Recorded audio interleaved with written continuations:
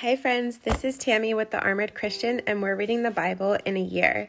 Today is day 32, and we're reading Exodus chapter 2, the birth of Moses. About that time, a man and woman from the tribe of Levi got married. The woman became pregnant and gave birth to a son. She saw that he was a special baby and kept him hidden for 3 months.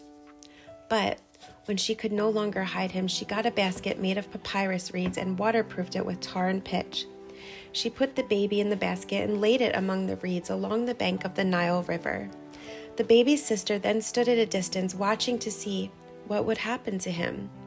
Soon Pharaoh's daughter came down to bathe in the river, and her attendants walked along the riverbank.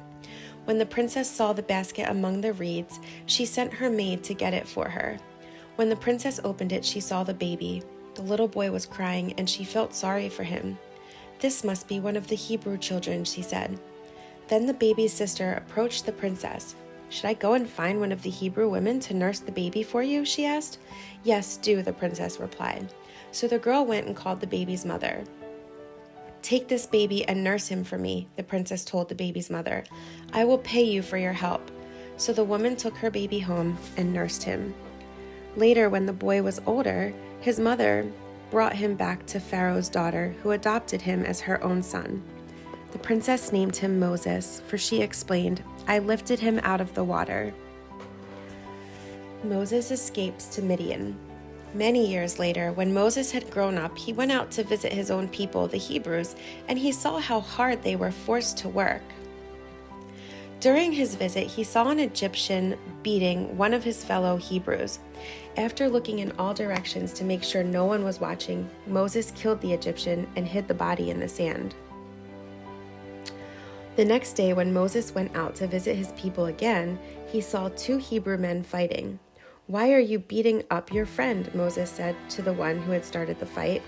The man replied, "Who appointed you to be our prince and judge? Are you going to kill me as you killed that Egyptian yesterday?"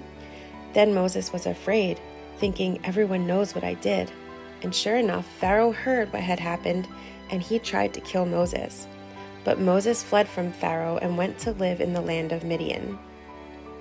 When Moses arrived in Midian, he sat down beside a well. Now the priest of Midian had 7 daughters who came as usual to draw water and fill the water troughs for their father's flocks. But some other shepherds came and chased them away. So Moses jumped up and rescued the girls from the shepherds. Then he drew water for their flocks. When the girls returned to rule their father, he asked, "Why are you back so soon today?" "An Egyptian rescued us from the shepherds," they answered, "and then he drew water for us and watered our flocks." "Then where is he?" their father asked. "Why did you leave him there?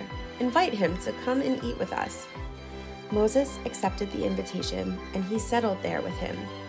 In time, Reuel gave Moses his daughter Zipporah to be his wife.